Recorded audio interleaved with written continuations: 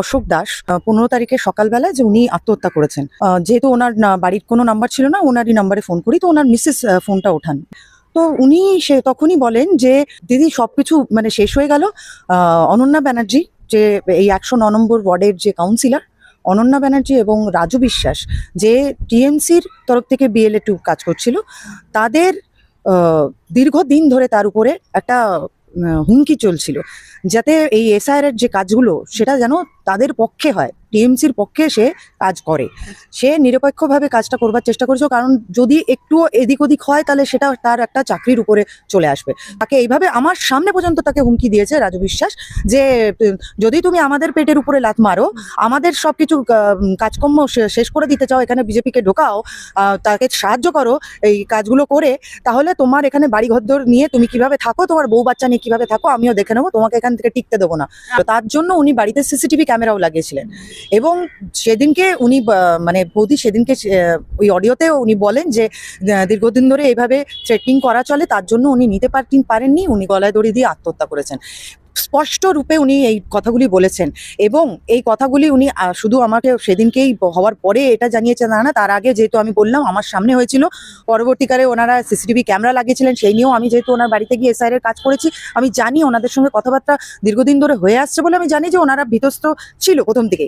কিন্তু ওইটা নিয়ে সেভাবে আমি বুঝতে পারিনি যে একজন মানুষ এইভাবে একটা আত্মহত্যার পথ বেছে নেবে, যে এত তার উপর চিন্তা করুন যে কতটা প্রেশারাইজ করেছে, তার মানে যে সে আত্মহত্যার পথ বেছে নেয়, কোনো পথই তার কাছে ছিল না।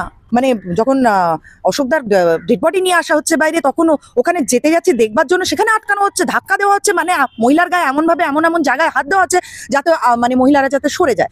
তো সেখানে তারপরেও আমি ডেটে গিয়ে আমি দেখেছি, দাঁড়িয়েছি, তার পাশে ছিলাম, যতক্ষণ পাশে ছিলাম তারা মানে কন্টিনিউয়াসলি আমাকে অকথ্য ভাষায় আক্রমণ করে গেছে।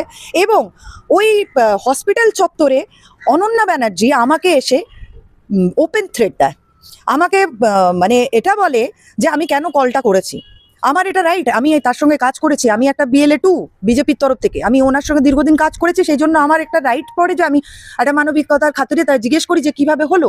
এটা জন্য আমাকে উনি প্রশ্ন করে, এটা আমার এলাকা, এসব চলবে না, এসব আপনার মানে তোমার উপরে কারবাই করা হবে, মানে আমার উপর কারবাই করাবে, উনি আমাকে ওপেনলি থ্রেট দিয়েছেন।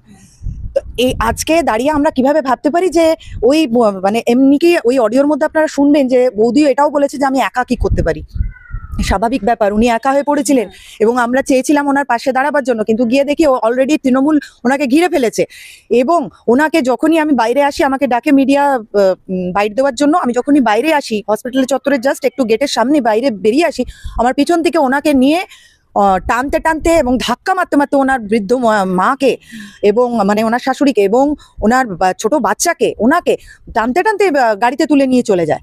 এবং তখনও আমরা জানতে পারি না, কারণ ফোন উনি উঠাচ্ছিলেন না, তখনও জানতে পারিনি কোথায় নিয়ে যায়। পরবর্তীকালে যখন জানতে পারি যে ওনার বাড়িতে রয়েছে, ওনার বাড়িতে যখন মিডিয়া যেতে চায় বা আমাদের এখানে লোকজন আমরা যেতে চাই, তখন ওখানে পুরো ঘিরে রেখে তৃণমূলের, যাতে মানে কোনো ঝামেলা করতে পারে।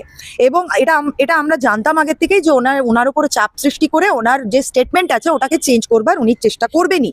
এটা খুব স্বাভাবিক ব্যাপার, কারণ তৃণমূল একটা নোংরা সরি দুর্নীতিগ্রস্ত, ধর্ষণকারী, চোর ডাকাত সরকার।